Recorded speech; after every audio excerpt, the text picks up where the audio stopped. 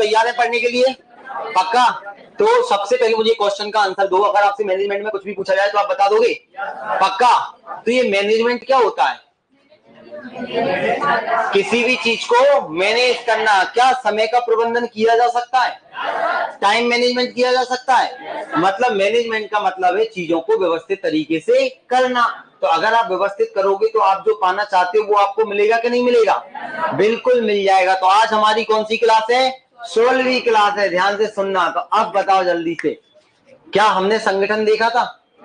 अपवाद का सिद्धांत किसने दिया? अपवाद का सिद्धांत किसने दिया? टेलर ने। सार्वभौमिकता का सिद्धांत हेनरी फ्योल ने दिया था। बताओ मुझे एडम स्मिथ की किताब का नाम? Wealth of nation. बहुत बढ़िया। बताओ मुझे संगठन औपचारिक भी हो सकता है और तो कंपनी कौन से संगठन को फॉलो करती है? औपचारिक संगठन में भ्रम की स्थिति पैदा नहीं होती है। कर्तव्य और दायित्व उनके पहले से ही डिसाइड होते हैं। फिर हमने बैंकिंग सिस्टम चालू किया था। क्या बता सकते हो आप बैंक क्या होता है? आदमियों को किडनैप करके, हाँ तो जल्दी से बताओ। मसी वित्तीय संस्थान जो क्या करती है? लोगों का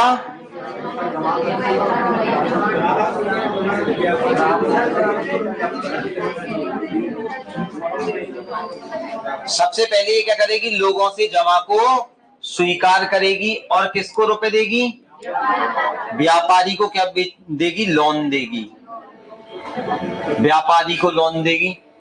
अब आपसे पूछा जाएगा ये किसके अंतर्गत कार्य करता है बैंक?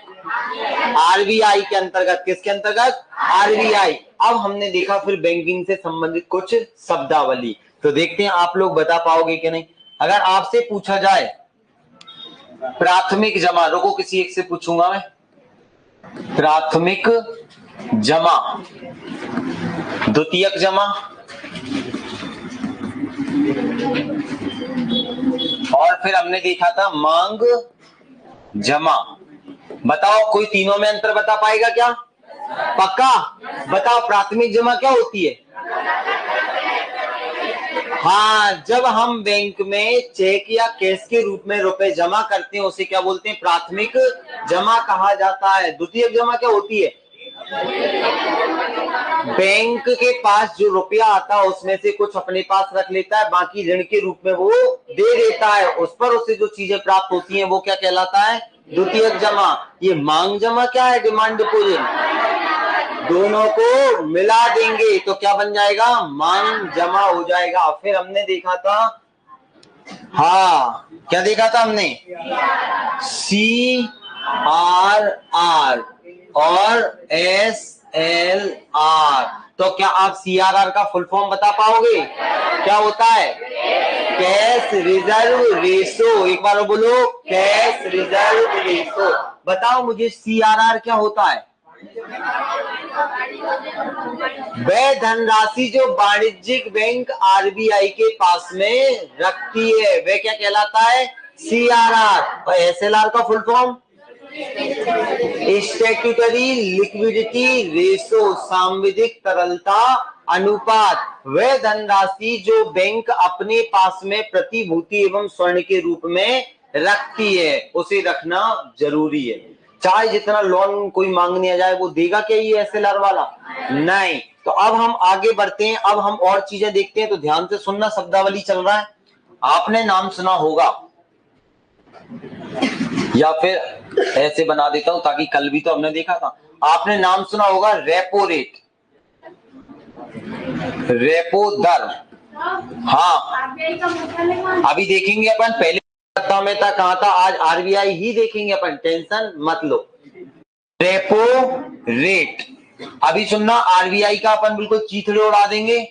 फिर आप मुझसे जो भी पूछना है वो पूछ सकते हैं कि कब स्थापना हुई, कहाँ हुई, कितने गवर्नर, कौन सा गवर्नर क्या काम करता है, उसे बैंकों का बैंक क्यों कहते हैं, हिल्टर यंग कमीशन ने कैसे स्थापना की, 1940 एक्ट के अकॉर्डिंग बना, 1 अप्रैल 1935 को फिर कब राष्ट्रीयकरण हुआ, सब बताऊंगा।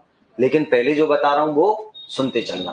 आप सुनना। हाँ सारे सब आप ये मत सोचो कि नहीं बताया जाएगा, पहले आपको आना चाहिए चीज, ठीक है? सबको साथ लेके चलेंगे।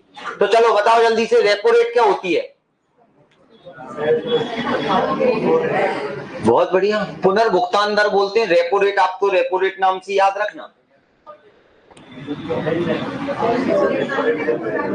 हाँ सब सही बता रहे हैं। आप पूरा फोकस करने, गहरी सांस ले लो। हाँ बताओ, कोशिश करोगे बताना? नहीं ना, ठीक। आरबीआई कहती है सर, जो बैंक जब आरबीआई से लोन लेती है तो वो कुछ रेट पे देती है, तो बहुत बढ़िया, बिल्कुल सही आंसर। देखो अब इतनों में कितने लोग पास हो जाते। हाँ तो आप पूरा फोकस करना। रेपो रेट, अब यहां पर मैं बना देता हूं कौन को? आरबीआई को। ये कौन है? आरबीआई, भारत का सबसे बड़ा बैंक, केंद्रीय bank, central bank of India. तो RBI, reserve bank of India. ये कौन है? वाणिज्यिक बैंक है, नॉर्मली बैंक है। एसबीआई ले लो, आईसीआईसीआई ले लो, एचडीएफसी ले लो, कोई सा भी बैंक जो आपका रुपए जिसमें जमा है वो बैंक आप देख लो। तो अब देखना रेपो रेट क्या होती है। जब कोई भी वाणिज्यिक बैंक आरबीआई से कम समय के लिए, ध्यान से सुनना, जब भी कोई वाणिज्यिक बैंक आरबीआई से कम समय के लिए क्या लेता है? ऋण लेता है, उस ऋण पर दिया जाने वाला इंटरेस्ट, मतलब जिस दर से दिया जाएगा वो दर क्या कहलाएगी? रेपो दर। तो ले कौन रहा है? ये उधार ले रहा है, बाद में चुकाएगा कि नहीं चुकाएगा? तो रुपए तो चुकाएगा ही चुकाएगा, साथ में क्या करेगा? इंटरेस्ट। इंटरेस्ट बोले तो ब्याज, और ब्याज जिस परसेंटेज से दिया जाएगा वो परसेंटेज क्या कहलाता है? रेपो दर, रेपो रेट। तो अब पेपर में क्वेश्चन आता है रेपो दर क्या है, आप बता पाओगे? पक्का? बताओ क्या होती है? हाँ, जिस दर पर आरबीआई से कोई भी वाणिज्यिक बैंक ऋण लेता है वह दर क्या कहलाती है? रेपो दर कहलाती है। अब आपसे पूछा जाएगा रिवर्स, इसको बोलते हैं आर आर। अब आपसे पूछा जाएगा R R R, R R R. ये आर आर का फुल फॉर्म क्या है? मूवी नहीं है ये, ध्यान से सुनना, नहीं तो आप सोचो कि हम देख के आए थे, बहुत अच्छी थी। रिवर्स रेपो रेट क्या होता है? Reverse repo rate. हाँ, राजा राजमौली नहीं है, रिवर्स रेपो रेट। ये रिवर्स रेपो रेट क्या होता है? बैंक जो पैसा लेती है वो वापस देती है ना, तो जो रेट से देती है वो बन गया। बहुत बढ़िया, ये गलत है, ठीक है। और कोई? रेपो रेट देख लिया। रिवर्स रेपो रेट क्या होती है? जब आरबीआई वाणिज्यिक बैंकों से ऋण लेती है, ध्यान से सुनना, जब आरबीआई वाणिज्यिक बैंकों से जिस दर पर उधार लेती है, क्या आरबीआई भी उधार लेती होगी? आरबीआई, क्या अंबानी हमसे रुपया लेगा? बिल्कुल लेगा, शेयर बेचता है हमें। एक शेयर खरीद लो 100 रुपए का, 200 रुपए का, 2500 का, 5000 का, जितनी बड़ी कंपनी होगी उतना महंगा शेयर होगा। तो हम शेयर धारक, मतलब उसकी कंपनी में हमारी हिस्सेदारी होगी कि नहीं होगी? तो हम शेयर के रूप में उन्हें रुपया देते हैं। ऐसे ही आरबीआई भी किससे लोन लेता है? बैंकों से। क्यों लेता है? महंगाई को नियंत्रित करने। जब हम आरबीआई पर आएंगे तब हम देखेंगे। तो अभी एक एक चीज को समझना। तो वह दर जिस पर क्या होता है, ये बना देता हूं मैं यहां पर कौन सा बैंक, ये कौन सा बैंक बना दिया मैंने? आरबीआई। और ये कौन सा बैंक है? वाणिज्यिक बैंक है। वाणिज्यिक बैंक, कमर्शियल बैंक, कोई भी। तो अब ध्यान से सुनना, यहां पर रुपया कौन ले रहा है? हाँ, लोन ले रहा है, उधार ले रहा है आरबीआई। अब लोन को चुकाएगा कि नहीं चुकाएगा? साथ में ब्याज देगा कि नहीं देगा? तो आरबीआई जब बैंकों से जिस दर पर, ब्याज किस पर लगेगा? कुछ रेट लगेगा, जिस दर पर उधार लेगा उस दर को क्या कहा जाएगा? Reverse repo rate. Reverse repo rate. इतना क्लियर हुआ कि नहीं? आरबीआई जब लोन लेगा तो उसे क्या बोलेंगे? R R R. और अगर नॉर्मली बैंक लेंगे तो आर आर, रेपो रेट। इतना क्लियर हुआ? अब आपसे पूछा जाता है लिक्विडिटी एडजस्टमेंट, एडजस्टमेंट। तो लिक्विडिटी तरलता एडजस्टमेंट को हिंदी में क्या बोलेंगे? पुनर्व्यवस्था क्या बोलेंगे एडजस्टमेंट करने को? अरे प्रबंधन बोलेंगे एडजस्टमेंट को, कुछ भी हर चीज में प्रबंधन में घुसेड़ देना। आज सुनना, एडजस्टमेंट मतलब पुनर्व्यवस्था करना, मतलब एडजस्ट करना। तो तरलता, पुनर्व्यवस्था, अनुपात, रेशो, इंग्लिश याद रखो आप तो, लिक्विडिटी एडजस्टमेंट रेशो। ये क्या होता है? LAR।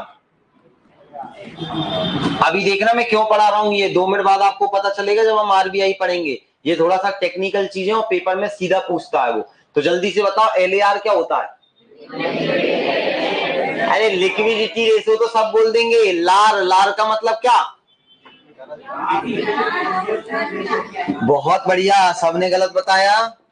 सुनना, कुछ नहीं है, R प्लस R बराबर LAR।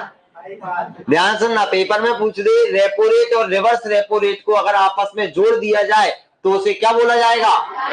Liquidity adjustment ratio. Liquidity adjustment ratio, तरलता पुनर्व्यवस्थापन अनुपात हो जाएगा। ध्यान से सुनना, क्या आपको रेपो रेट, रिवर्स रेपो और LAR समझ में आया? चलें आगे। अब सुनना, आपने नाम सुना होगा बैंक दर, बैंक दर, बैंक रेट,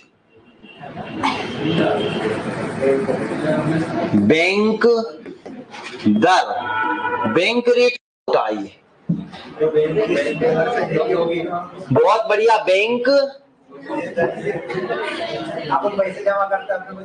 अपन जो पैसा बैंक में जमा करते हैं उस पे जो ऋण देता होगा वो क्या है? बैंक दर। और लोन,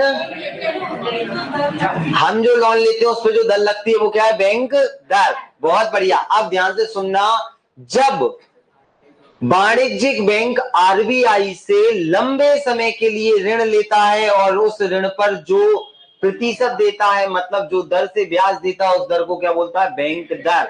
कम समय के लिए लेगा तो रेपो रेट, और ज्यादा समय के लिए लेगा तो बैंक दर। जब, ध्यान से सुनना, वाणिज्यिक बैंक RBI से लंबे समय के लिए, क्या बोला मैंने? अरे अकेला लंबे नहीं, आगे बोलो। जब वाणिज्यिक बैंक लंबे समय के लिए RBI से लोन लेता है, वह दर क्या कहलाती है? बैंक दर कहलाती है। तो यहां पर वाणिज्यिक बैंक, वाणिज्यिक बैंक किससे लोन ले रहे हैं? RBI से लोन ले रहे हैं।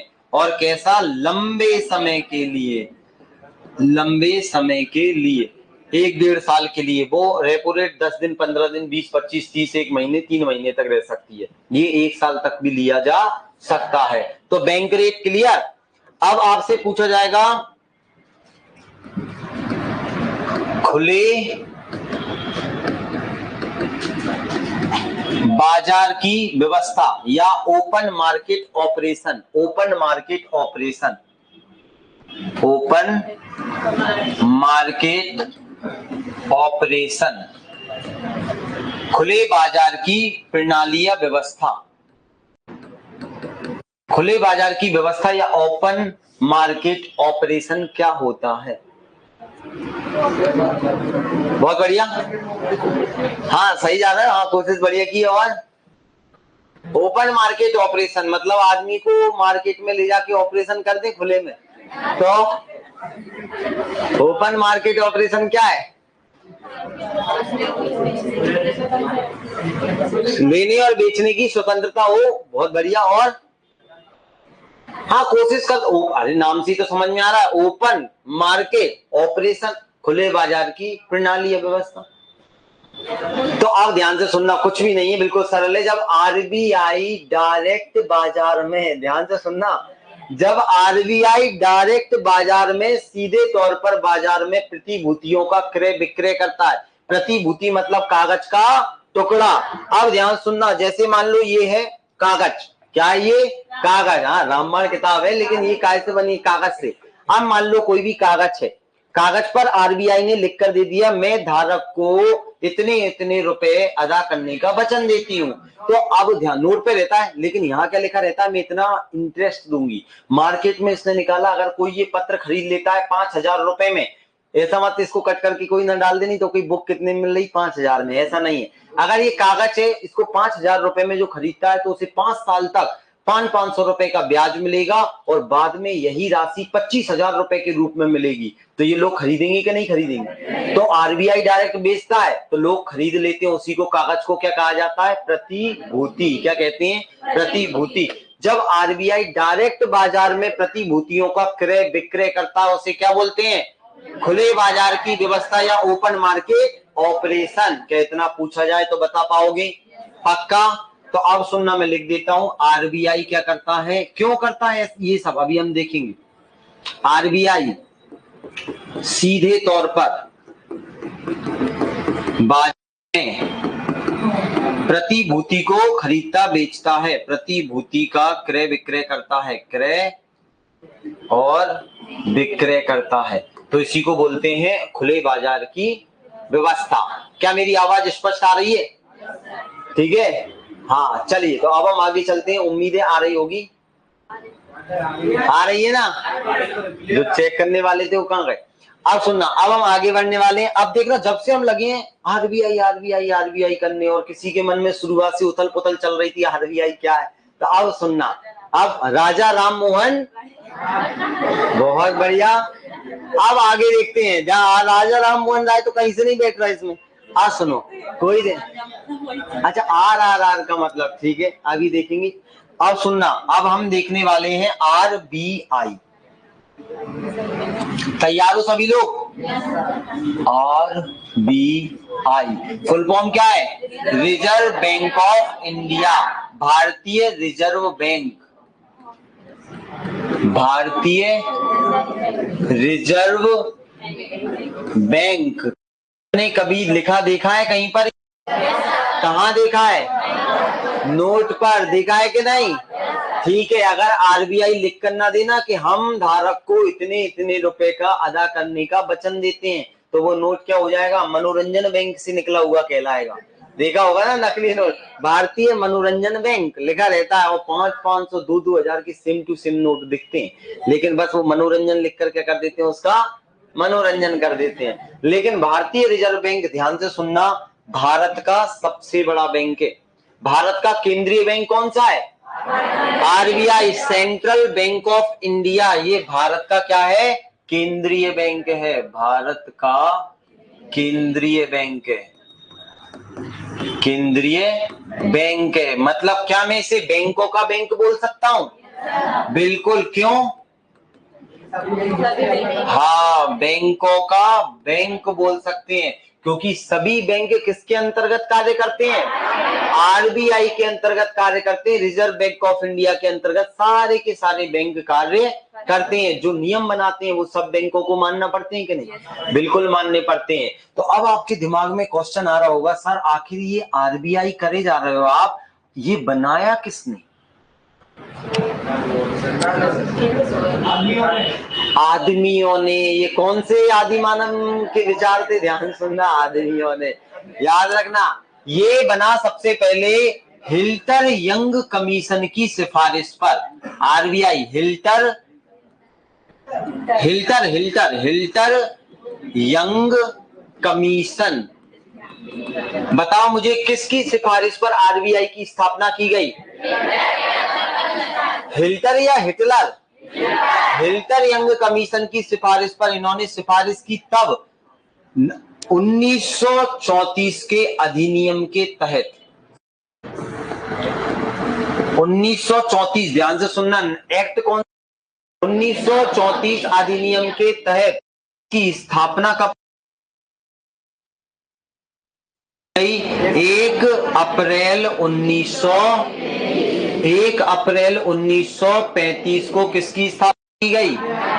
आरबीआई की स्थापना की गई, और शुरुआत में इसका मुख्यालय कलकत्ता में था। कहाँ था? लेकिन फिर इसे कहाँ लेकर आया गया? मुंबई में। कहाँ लेकर आ गया? मुंबई में लेकर आया। स्थापना कहाँ हुई? कलकत्ता में। लेकर कहाँ आए? मुंबई में। अभी इसका मुख्यालय कहाँ है? मुंबई में। किसकी सिफारिश पर? स्थापना कब हुई? 1 अप्रैल 1935 तो आरबीआई का जो मुख्य रहता है, प्रमुख रहता है, उसे गवर्नर कहा जाता है। क्या कहा जाता है? तो आरबीआई के पहले गवर्नर कौन थे? हाँ, फर्स्ट गवर्नर। ठीक है, पहले गवर्नर कौन थे?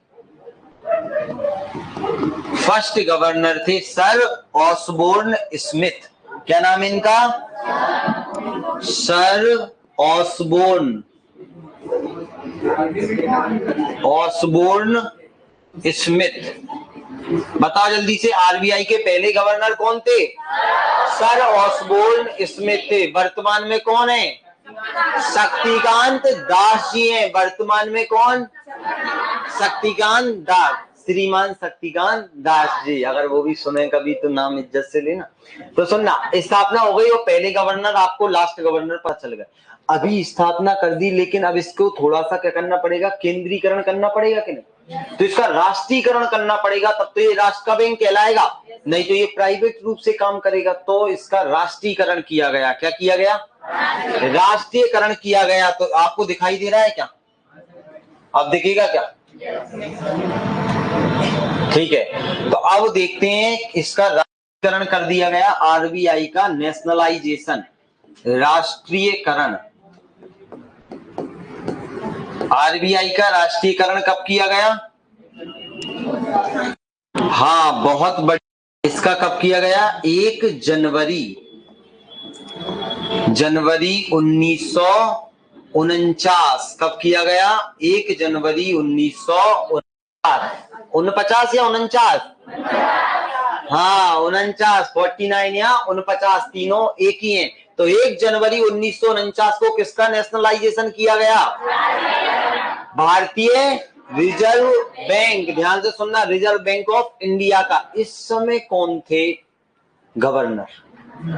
राष्ट्रीयकरण के समय आरबीआई के गवर्नर कौन थे? बहुत बढ़िया।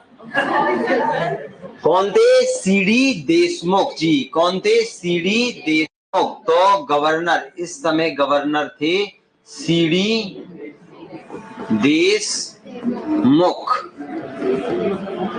सीडी देशमुख इस समय क्या थे? गवर्नर थे। तो इतना क्लियर हो गया। बैंकों का बैंक किसे कहते हैं? सेंट्रल बैंक ऑफ इंडिया किसे कहते हैं? आरबीआई का शुरू में काम था महंगाई को नियंत्रित करना। क्या काम था शुरुआत में? महंगाई को नियंत्रित करना। अब ध्यान से सुनना, ये महंगाई क्या होती है? आरबीआई की सबसे शुरुआत में आरबीआई का कार्य था, आरबीआई के कार्य।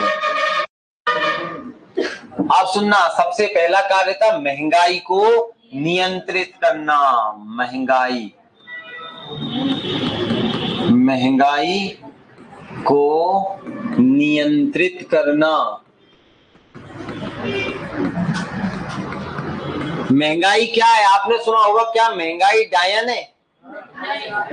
आपने तो सुना होगा, मैं कहीं सुन रहा था, महंगाई डायन खाए जाते हैं, सखी सैया तो खूब ही कमाते। अब ये महंगाई डायन है क्या है? बताओ मुझे थोड़ा सा। ये डायन क्या होती है? हाँ, अब बताओ जल्दी से। अब आपसे पूछा जाएगा महंगाई क्या है वास्तव में, ईमानदारी से। किसी वस्तु पर लगाई गई महंगाई महंगाई होती है। तो मैं पुरस्कार दूंगा, ध्यान से सुनना। अच्छी कोशिश थी। और बताओ, और बताओ। आप लोग भी बता सकते हो कैमरे में। चलो, महंगाई क्या है? समय के साथ। बहुत बढ़िया। और आप बताओ। हाँ, अभी आ रहा है, वहां भी आ रहा है, बिल्कुल सही बताएं। बहुत बढ़िया। किसी वस्तु का मूल्य बढ़ जाना।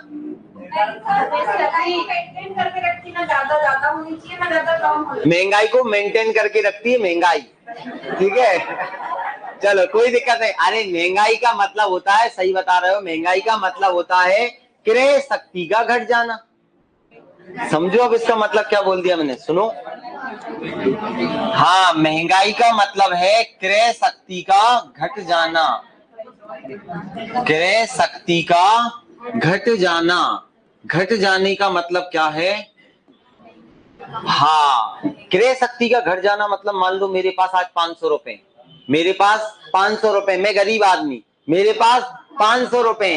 अब मुझे क्या है, मोबाइल लेना है, तो मैं जाऊंगा बाजार से मोबाइल लेकर आ जाऊंगा और रात रात भर दिन रात बातें करूंगा कि नहीं करूंगा। इसीलिए तो गरीब आदमी गरीब है। ध्यान से सुनना। तो क्या है, 500 का मैं मोबाइल लाया। अब देखो क्या हुआ, कंडीशन चेंज करते हैं। मैंने सोचा यार मुझे मोबाइल लेना है, मुझे कमाना है 500 रुपए, मैंने 500 रुपए कमाए। अब आज मोबाइल कितने का मिल रहा है, 500। मैंने सोचा यार अभी 2 दिन बाद वैलेंटाइन डे, आराम से 2 दिन बाद लूंगा, अभी लेके क्या फायदा, मैंने तो खरीद लिया, अब मैं उनके लिए ले लूंगा। तो अब सुनना, अब सामने आप किसी को गिफ्ट देना चाह रहे हो, आपके पास 500 रुपए। अब 2 दिन बाद आप जब दुकान पर गए, आपने बोला भैया वो मोबाइल दे दो 500 वाला, उसने बोला कौन सा 500 वाला, 500 में तो कोई नहीं आता भैया, वो मैं ले गया था, कुम ले गए थे तब, वो कितने का था, 500। आज आपको देने पड़ेंगे 530 रुपए। कितने देने पड़ेंगे, 530। तो अब बताओ जो मेरे पास 500 का नोट है, उसकी क्रय वैल्यू घट गई कि नहीं घट गई। क्या मेरे पास जो रुपया है, पहले उसी रुपए में उतनी चीज आती थी, आज आ पा रही है कि नहीं आ पा रही, नहीं आ पा रही, मतलब मैं ये चीज खरीद पाऊंगा क्या, नहीं। क्यों, ऐसा क्यों हुआ, वस्तु का मूल्य बढ़ा, वस्तु की डिमांड बढ़ी, या बाजार में रुपए ज्यादा आ गया, बाजार में रुपए ज्यादा आ गया तो डिमांड बढ़ गई। अब सुनना, बाजार में रुपए ज्यादा आ गया लोगों के पास, सुनो अब महंगाई कैसे बढ़ती है, जब बाजार में क्या होता है, रुपए बढ़ता जाता है। अब मान लो मैं तो मजदूर आदमी, डेली मेहनत करके कितने कमाता हूँ, 500। अब मुझे तो 500 ही मिलना है, लेकिन अमीर आदमी जो और काम करने में लगे हुए हैं, उनके पास क्या आ रहा है, पैसा आते जा रहा है, बैंक छापते जा रही, पहुंचते जा रहा है। अब मेरे पास मान लो मुझे लेना है ये मोबाइल, और सामने वाला दिन रात मेहनत कर रहा है, उसने कमा लिए 1000 रुपए, दूसरे ने 2000 कमा लिए, एक ने 4000 कमा लिए, और मेरा काम तो एक ही है। गरीब आदमियों डेली कितने मिलते हैं, 500 ही मिलने हैं। अगर मैं ज्यादा रुपए मांगू तो मुझे काम से निकाल देंगे वो। अब बताओ मुझे, रुपए तो बढ़ता जा रहा है लोगों के पास में, तो लोग क्या करेंगे, इस मोबाइल के दाम बढ़ाते जाएंगे कि नहीं। लोग अगर मान लो सामने वाले को पास 1000 रुपए, तो वो 530 देने में रुकेगा क्या, वो बोलेगा ले भाई दे तू यार, इसको क्यों टाइम वेस्ट कर रहा है, मुझे दे, मुझे थोड़ा जल्दी लेके जाना है। तो वो 530 में खरीद लेगा, और मैं बस खड़ा रह जाऊंगा भाई, 500 रुपए में बस पकड़ के वापस घर आ जाऊंगा। तो बेचारा गरीब, महंगाई का असर सबसे ज्यादा किस पे होता है, गरीबी पर। गरीब बेचारे सोचते हैं कि आज सब्जी लेने जाएंगे, हम आज क्या बनाएंगे, आज हम कटहल की सब्जी बनाएंगे। अब पनीर मान लो, हाँ चलो पनीर, मैंने कटहल नहीं खाया बहुत दिन से, सुनना पनीर बनाएंगे। अब सुनना पनीर, तो अब बाजार में गया, पहले वही पनीर आता था मान लो 200 रुपए किलो, अब वही पनीर हो गया 250 रुपए किलो। तो बेचारा गरीब को तो उतने ही रुपए आ रहे हैं, वो खरीद पाएगा क्या, नहीं। तो सबसे ज्यादा महंगाई का असर किस पर पड़ता है, गरीब पर पड़ता है। ध्यान सुनना, इससे गरीब गरीब होते जाते हैं, अमीर अमीर होते जाते हैं। तो गरीबी का मतलब होता है बाजार में ज्यादा रुपए आ गया, बाजार में ज्यादा रुपए आ गया, ज्यादा रुपए आ गया। तो अब पेपर में क्वेश्चन पूछा जाता है, आरबीआई महंगाई को नियंत्रित करता है कैसे, मुद्रा को कैसे कंट्रोल करेगा।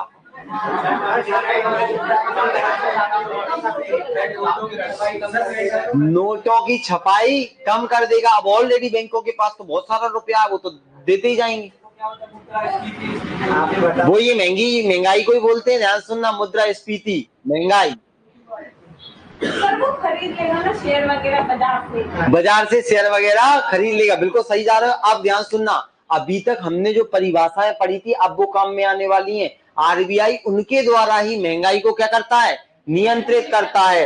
अब बताओ, आपने अभी रेपो रेट पढ़ी थी कि नहीं पढ़ी, बताओ मुझे, रेपो दर क्या होती है,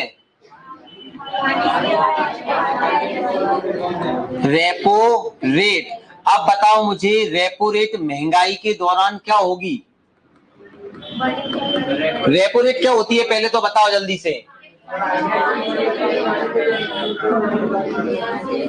रेपो रेट क्या है, वह दर जिस पर कोई वाणिज्यिक बैंक आरबीआई से उधार लेता है, वह दर जिस पर कोई भी वाणिज्यिक बैंक आरबीआई से उधार लेता है। तो बताओ महंगाई को नियंत्रित करने के लिए रेपो रेट बढ़ाएं या घटाएं, अब मैं यहाँ चित्र बना रहा हूं तो आप समझना, आप पूरा फोकस करना, ये समझ गए तो आप सब चीज समझ जाओगे। ये क्या जाएगा आपका RBI, और ये क्या है वाणिज्यिक बैंक है आपका। अब देखो बैंक, अब बैंक ने क्या कर लिया, उधार ले लिया, उधार ले लिया और इसे क्या दे दिया, इंटरेस्ट दिया प्लस लोन का अमाउंट चुका दिया। अब बताओ मुझे महंगाई का मतलब क्या, बाजार में रुपए ज्यादा आ गया जिसके कारण लोगों ने वस्तुओं के दाम बढ़ा दिए। अब क्या होगा, गरीब नहीं ले पाएगा चीजें महंगाई के कारण। तो अब बताओ मुझे रेपो रेट बढ़ाएं या घटाएं, बढ़ाएं या घटाएं? रेपो रेट, महंगाई तो बढ़ी रही है तो रेपो रेट भी बढ़ा दें क्या?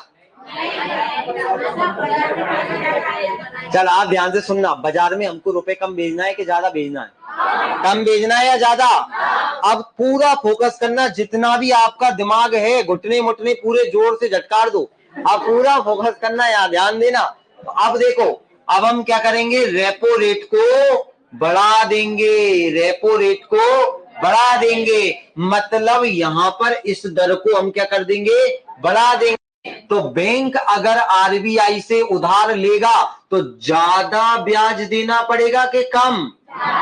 ज्यादा, क्योंकि जिस दर पे वो रुपए उठा रहा उस दर को ही बढ़ा दिया। तो अब RBI से रुपया लेगा क्या बैंक? रुपया लेना कम कर देगा। अब जब बैंक रुपया RBI से कम लेगा तो बैंकों के पास ज्यादा रुपया होगा कि कम? क्या बाजार में लोन दे पाएगा? नहीं। तो बाजार में रुपया ज्यादा जाएगा? नहीं। तो रुपया कम होगा तो आदमियों के पास कम रुपया, तो दाम घटेंगे कि नहीं घटेंगे? महंगाई कम होगी कि नहीं होगी? तो क्लियर हुआ, रेपो रेट बढ़ेगा। अब बताओ महंगाई के दौरान, अब यहीं पर मैं बता देता हूं आपको रिवर्स रेपो रेट। बताओ मुझे RRR, रिवर्स रेपो रेट क्या होती है? वह दर जिस पर RBI बैंकों से रुपया लेता है। अब बताओ मुझे महंगाई के दौरान, थोड़ा सा दिमाग लगाना सभी लोग, आप लोग भी लगाओ, महंगाई के दौरान क्या होगा, repo rate, reverse repo rate बढ़ेगी या घटेगी? महंगाई के दौरान क्या होगी? महंगाई के दौरान रिवर्स रेपो रेट घटेगी या बढ़ेगी, यही तो क्वेश्चन आता है। देखो अगर दिमाग से समझो, क्योंकि यूट्यूब पर सब आपको क्या कर रहे हैं, मनोरंजन करा रहे हैं, थ्योरी में लगी है, वास्तव में जो चीज आती है वो मैं आपको पढ़ा रहा हूं, इसीलिए थोड़ा दिमाग लगेगा। क्या तैयार हो लगाने? तो अब सुनना, रिवर्स रेपो रेट आप पूरा फोकस करना, उसके बाद मैं खुले दर की प्रतिभूति पूछूंगा और किसी एक को खड़ा करके यहाँ पूरा। रिवर्स रेपो रेट हमने देखा, ये कौन है? RBI है। यहां रुपए कौन ले रहा है? RBI ले रही है। किससे? बैंकों से। RBI क्या कर रही है? रुपया ले रही है, मतलब ये उसे रुपए दे रहे हैं। तो लोन कौन ले रहा है? RBI ले रहे हैं। और RBI को क्या चुकाना पड़ेगा? इंटरेस्ट, ब्याज देना पड़ेगा। तो अब महंगाई है, मतलब बाजार में रुपया ज्यादा आ गया कि नहीं आ गया? हमें बाजार में रुपए कम करना है। अब पूरा फोकस करना, तैयार हो? तो अब हम क्या करेंगे, हम रिवर्स रेपो रेट को बढ़ा देंगे, हम रिवर्स रेपो रेट को बढ़ा देंगे, मतलब बैंक जो लोन देंगे उस पर उन्हें इंटरेस्ट कम मिलेगा या ज्यादा मिलेगा? हमने रिवर्स रेपो रेट बढ़ा दी। रिवर्स रेपो रेट का मतलब होता है वह दर जिस पर जो वाणिज्यिक बैंकों से RBI उधार लेती है, मतलब वाणिज्यिक बैंकों से RBI उधार लेगी तो उस पर लोन किसको देगी, मतलब ब्याज किसको देगी? वाणिज्यिक बैंकों को। तो वाणिज्यिक बैंकों को ब्याज ज्यादा मिलेगा कि कम मिलेगा रेपो रेट बढ़ा देंगे तो? अरे सीधी बात है, ब्याज किसको मिल रहा है यहाँ पर? बैंकों को मिल रहा है, क्योंकि बैंक लोन किसको दे रहे हैं? RBI को। तो ब्याज किसको मिलेगा? वाणिज्यिक बैंकों। अगर मान लो आप मुझसे, मैं RBI हूं और आप लोग क्या हो? वाणिज्यिक बैंक। आप लोगों ने मुझे रुपए दिया तो ब्याज किसे मिलेगा? आपको। पहले मैं 4% का ब्याज आपको देता था, अब मैंने आपसे बोला यार मुझे 1 लाख रुपए और दे दो, 8% का ब्याज दूंगा, तो आप मुझे रुपए दोगे कि नहीं दोगे? दोगे। तो वही तो हम कर रहे हैं, वही तो हम कर रहे हैं, हमने ये रेट बढ़ा दिया। मतलब अगर बैंक आरबीआई को ज्यादा से ज्यादा रुपए देगा तो उसे ज्यादा से ज्यादा इंटरेस्ट मिलेगा कि नहीं मिलेगा? अगर ये बाजार में रुपए देगा तो बाजार में अगर इसने रुपए दिया तो इसको ब्याज मिलेगा 3% का। अगर ये आरबीआई को रुपए देगा तो ब्याज कितने का मिलेगा? 5% का। तो ये किसे लोन देगा? ये किसे लोन देगा? आरबीआई को। और ज्यादा से ज्यादा कमाएगा कि नहीं कमाएगा? क्योंकि कम समय के लिए देते हैं, 15 दिन, 20 दिन, 25 दिन। तो यहां पर क्या हो रहा है, अब बैंक बाजार में रुपया डाल पाएगा क्या? ज्यादा से ज्यादा उधार देने की किसे कोशिश करेगा? बाजार में कम देगा। तो बाजार में कम देगा तो महंगाई बढ़ेगी या घटेगी? घटेगी, क्योंकि बाजार में रुपया जाना बंद हो गया। तो रिवर्स रेपो रेट को बढ़ाएंगे या घटाएंगे? बढ़ाएंगे। रेपो रेट को बढ़ाएंगे। अब बताओ, मैंने आपको पढ़ाया था खुले बाजार की प्रक्रिया। देखो, ये खुले बाजार की व्यवस्था, ओपन मार्केट ऑपरेशन। आवाज आ रही है क्लियर? अब बताओ मुझे, ओपन मार्केट ऑपरेशन, ये यहां पर क्या किया जाएगा? महंगाई के दौरान प्रतिभूतियों को खरीदा जाएगा या बेचा जाएगा? प्रतिभूति, ये कागज है मेरे पास, प्रतिभूति, ध्यान से सुनना। इस प्रतिभूति को, इस पे लिखा हुआ है कि अगर आप आरबीआई को 5,000 रुपए दोगे तो आरबीआई आपको 25 साल बाद, नहीं 5 साल बाद 25,000 रुपए देगा और हर साल आपको 500 रुपए का इंटरेस्ट भी देगा। ये पेपर बताओ मैं बेचूंगा या खरीदूंगा? महंगाई के दौरान मैं आरबीआई हूं, मैं आप लोगों को बेचूंगा कि खरीदूंगा? अब बाजार में बहुत सारा रुपया हो गया, मुझे रुपया कम करना है, तो मैं कागज बेचूंगा या खरीदूंगा? बेचूंगा या खरीदूंगा? बेचूंगा या खरीदूंगा? मुझे तुमसे रुपया लेना है तो मैं इसे बेचूंगा या खरीदूंगा? अब मैं तुम्हें ये बेचूंगा तब तो तुम रुपया दोगे। ध्यान से सुनना, दिमाग लगाने नहीं है। अब मैंने तुम्हें ये कागज दे दिया, लो, और तुमने मुझे 5,000 रुपए दे दिए। ऐसे ही मैंने 1 करोड़ रुपए 1 करोड़ लोगों से ले लिए, तो मार्केट से रुपया कम होगा कि नहीं? तुम्हारे पास अब क्या आ गया? कागज, मेरे पास पैसा। मार्केट में कम हुआ कि नहीं हुआ? तो खुले बाजार की व्यवस्था का मतलब होता है जब आरबीआई बाजार में डायरेक्ट प्रतिभूतियों को बेचती है, और बेचेगी तो रुपया आएगा। इसी से महंगाई कंट्रोल होगी कि नहीं होगी? होगी कि नहीं होगी? इतना समझ में आ रहा है कि मैं अकेले चिल्लाने लगा हूं? आ रहा है? तो रेपो रेट क्या होती है, रिवर्स रेपो रेट क्या होती है, खुले बाजार की प्रतिभूति क्या होती है, बैंक दर क्या होती है? चलो अब मैं समझ जाऊंगा, अगर आपने इसका आंसर दे दिया, बैंक दर पर क्या प्रभाव पड़ेगा। बैंक, बताओ मुझे, बैंक दर महंगाई के दौरान बढ़ेगी या घटेगी? पहले आपको ये पता होना चाहिए बैंक दर क्या है। बैंक दर मतलब वाणिज्यिक बैंक आरबीआई से जब लंबे समय के लिए ऋण लेते हैं। अभी मैंने बताया तो प्रतिभूति, कागज, कागज का एक टुकड़ा जिस पर लिखा रहता है कि इतने रुपए का ये स्टाम्प है। स्टाम्प पेपर देखा है? वो भी एक कागज है। ऐसी प्रतिभूति एक कागज रहती है जिस पर अधिकार दिया जाता है, जिसके पास ये कागज होगा उसे सरकार रुपया देगी। वो किसी भी बैंक से जाकर रुपया ले सकता है इस कागज को देकर इतने समय बाद। वो क्या कहलाती है? प्रतिभूति। क्लियर? आप सुनना, आप इसको रखोगे, लेकिन रुपया क्या होता है, तुरंत आपको वस्तुएं दे देता है। ये तुरंत नहीं देता, समय रहता है कि 1 साल बाद ही मिलेगा, 2 साल बाद ही मिलेगा। नहीं तो ऐसे तो लोग आज ले लें और कल को तुम ले लो, तुम ले लो, ऐसे नहीं होगा। समझ गए ना? हाँ, आप पूरा फोकस करना। पहले मुझे इसका आंसर चाहिए। बैंक दर बढ़ेगी या घटेगी महंगाई के दौरान? बढ़ेगी या घटेगी? बैंक दर बढ़ेगी। ध्यान से सुनना, वाणिज्यिक बैंक लोन ले रहे हैं, लोन, तो हम चाहते हैं कि कम से कम लोन ले ताकि वो बाजार में ना लोन दे सके। समझ रहे हो? तो आरबीआई चाहेगा कम से कम लोन ले, तो ये बढ़ा देगा बैंक दर को, जिसके कारण ज्यादा मात्रा में इंटरेस्ट देना पड़ेगा वाणिज्यिक बैंकों को, आरबीआई को। क्लियर हुआ? एक गहरी सांस ले लो। और पहले लिख लेते हैं, हम पहले लिख लेते हैं, उसके बाद आगे बढ़ेंगे। जल्दी आ जाओ। हेडिंग बनाओ, रेपो रेट।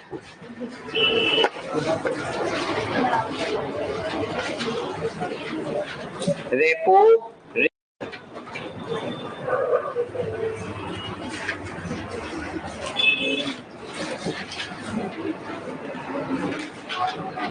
चलो लिखो, बोलो, लिखो रेपो रेट में। वैसे कोई कौन बोल रहा है? हम तो अपने मन से ही लिख लेंगे। नहीं, मैं फिर भी बोल देता हूं, लिखो आप तो। रेपो रेट में लिखो वह दर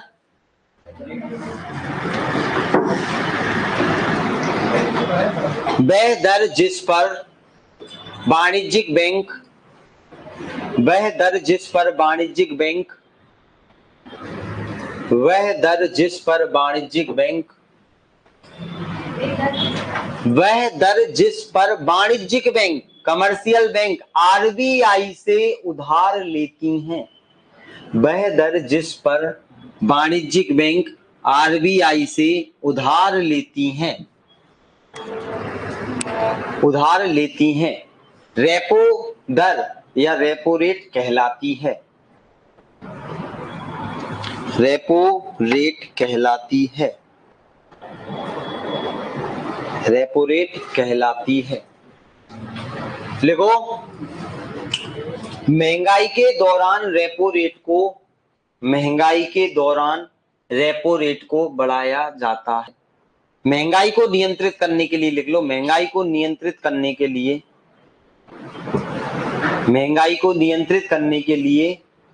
रेपो रेट को बढ़ाया जाता है।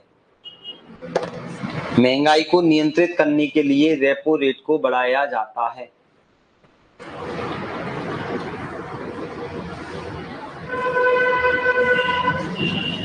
और ये किताब सभी के पास होना चाहिए, ध्यान रखना। आप क्या कर सकते हो, इसमें से पूरा रिवाइज कर सकते हो, व्यवस्थित एक एक चीज मैंने लिख कर दी है। अब चलो, रिवर्स रेपो रेट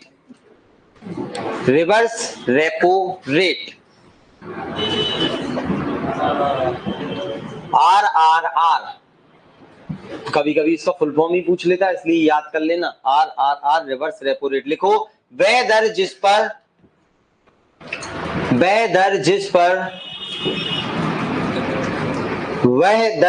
पर आरबीआई वाणिज्यिक बैंकों से उधार लेती है।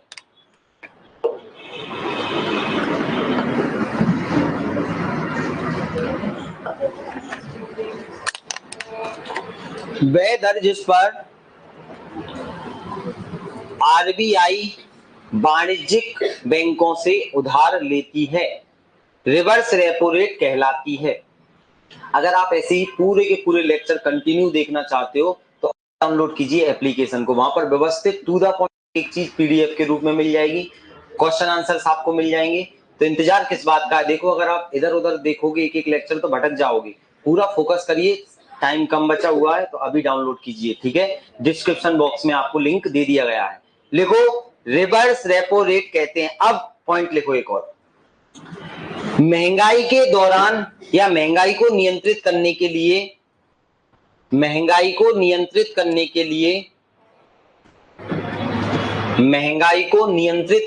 लिए रिवर्स रेपो रेट को बढ़ाया जाता है। अब ये रटना मत, मैंने आपको बता दिया कैसे क्या। महंगाई के दौरान रिवर्स रेपो रेट को बढ़ाया जाता है। महंगाई के दौरान रिवर्स रेपो रेट को बढ़ाया जाता है। चलें आगे। अब आगे आते हैं। अब लिखो जल्दी से, लिक्विडिटी एडजस्टमेंट रेशो।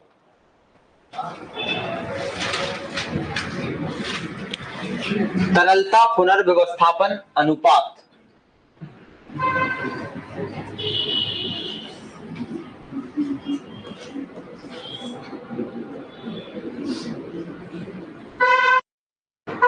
पुनर्व्यवस्था अनुपात,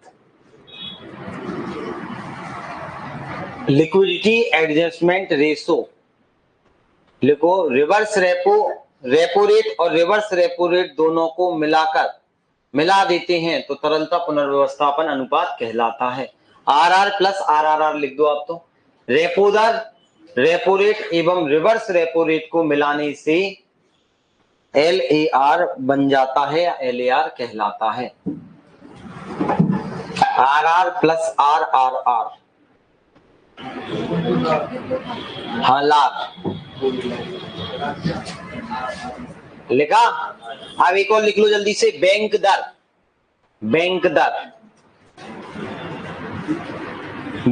लिखो, वह दर जिस पर, बैंक दर में लिखो, बैंक रेट में वह दर जिस पर वह दर जिस पर वाणिज्यिक बैंक वह दर जिस पर वाणिज्यिक बैंक लंबे समय के लिए वाणिज्यिक बैंक लंबे समय के लिए आरबीआई से लंबे समय के लिए आरबीआई से उधार लेती हैं। वह दर जिस पर वाणिज्यिक बैंक आरबीआई से लंबे समय के लिए उधार लेती हैं।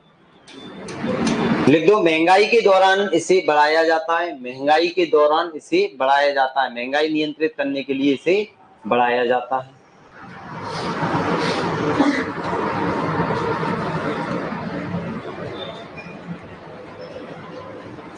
चले आगे।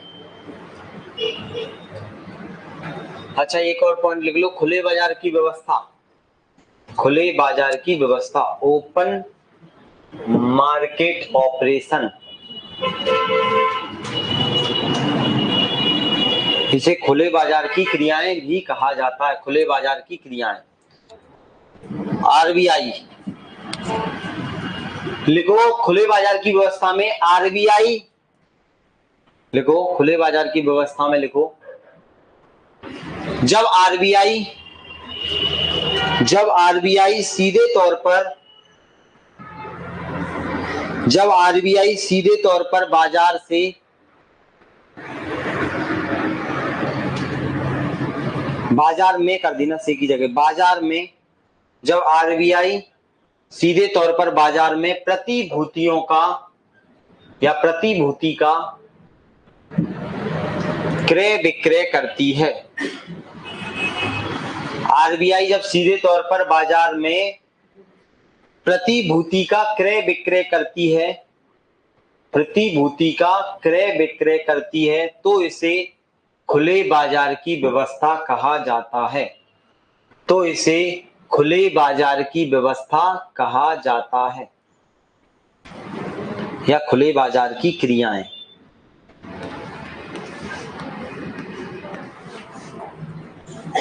चले आगे। नेक्स्ट हेडिंग बना लो, आरबीआई। जल्दी से इसमें थोड़ा लिख लो, सर आ गए, फिर अपन क्या करेंगे, कल अपन बैंकों को और डिटेल में देखेंगे। लिखो, आरबीआई में फुल फॉर्म लिख लो, भारतीय reserve bank, reserve bank of India, भारतीय रिजर्व बैंक, भारतीय रिजर्व बैंक। लिखो, यह भारत का सबसे बड़ा बैंक होता है। यह भारत का सबसे बड़ा बैंक होता है। यह भारत का सबसे बड़ा बैंक होता है, इसीलिए इसे यह भारत का सबसे बड़ा बैंक होता है, इसीलिए इसे भारत का केंद्रीय बैंक कहा जाता है। इसीलिए इसे भारत का केंद्रीय bank, central bank of India, इसीलिए इसे भारत का केंद्रीय बैंक कहा जाता है। इसीलिए इसे भारत का केंद्रीय बैंक कहा जाता है, central bank of India. Central bank of India होता है ना, कौन सा? हाँ, वो सेंट्रल बैंक का, भारत का बोल रहे हैं, वो central bank of India commercial bank में जाएगा। लिखो, इसे बैंकों का बैंक भी कहा जाता है। इसे बैंकों का बैंक भी कहा जाता है। इसे बैंकों का बैंक भी कहा जाता है।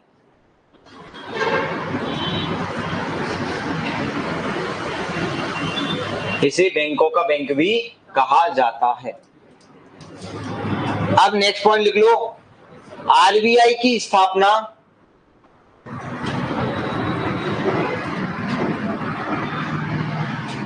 आरबीआई की स्थापना 1934 के अधिनियम के तहत 1934 एक्ट 1934 के अधिनियम के तहत हिल्टर यंग कमीशन की सिफारिश पर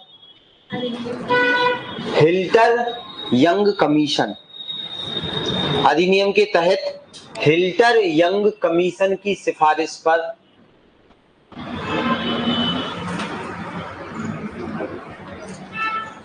हिल्टर यंग कमीशन की सिफारिश पर 1 अप्रैल 1935 हाईलाइट कर देना, 1 अप्रैल 1935 को की गई थी, 1 अप्रैल 1935 को की गई थी।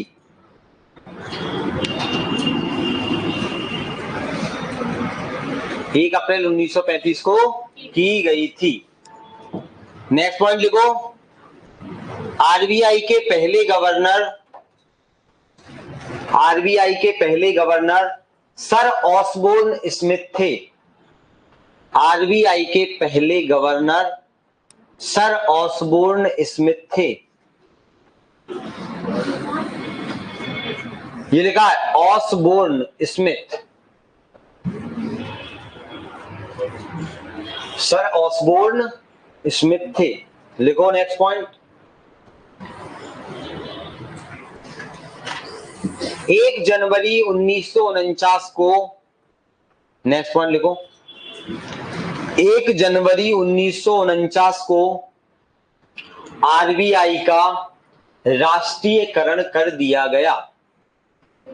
1 जनवरी 1949 को आरबीआई का राष्ट्रीयकरण, नेशनलाइजेशन, राष्ट्रीयकरण कर दिया गया। राष्ट्रीयकरण कर दिया गया। नेक्स्ट पॉइंट लिखो, राष्ट्रीयकरण के समय आरबीआई के गवर्नर सीडी देशमुख थे। राष्ट्रीयकरण के समय आरबीआई के गवर्नर सीडी देशमुख थे। सीडी देशमुख थे। नेक्स्ट पॉइंट करके लिख देना, नोट करके, वर्तमान समय में आरबीआई के गवर्नर शक्तिकांत दास जी हैं। शक्तिकांत दास वर्तमान समय में आरबीआई के गवर्नर, चेंज तो नहीं हुए ना, ठीक है।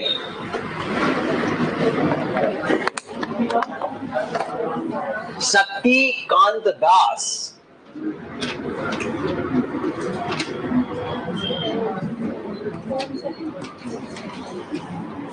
शक्तिकांत दास जी, इतना क्लियर हुआ सभी को? हाँ, शक्तिकांत दास जी। एक पॉइंट और लिख लो इंपोर्टेंट, लिखो आरबीआई का प्रारंभ में काम सिर्फ, आरबीआई का प्रारंभ में कार्य सिर्फ, आरबीआई का प्रारंभ में कार्य सिर्फ महंगाई को नियंत्रित करना था। आरबीआई का प्रारंभ में कार्य सिर्फ महंगाई को नियंत्रित करना था। महंगाई को नियंत्रित करना था, ठीक है। अब महंगाई क्या होती है ये मैंने आपको बता दिया। महंगाई मतलब क्रय शक्ति का घट जाना, वस्तुओं के दाम बढ़ जाना। अब कैसे कंट्रोल करता है ये मैंने आपको बता दिया था। कल हम इसके आगे चलेंगे, तब तक के लिए बहुत बहुत शुक्रिया, धन्यवाद। अगर वीडियो अच्छा लगे तो लाइक जरूर करना और चैनल को सब्सक्राइब करना। अगर पूरे वीडियो टू द पॉइंट देखना चाहते हो तो एप्लीकेशन को डाउनलोड कर लीजिए। धन्यवाद।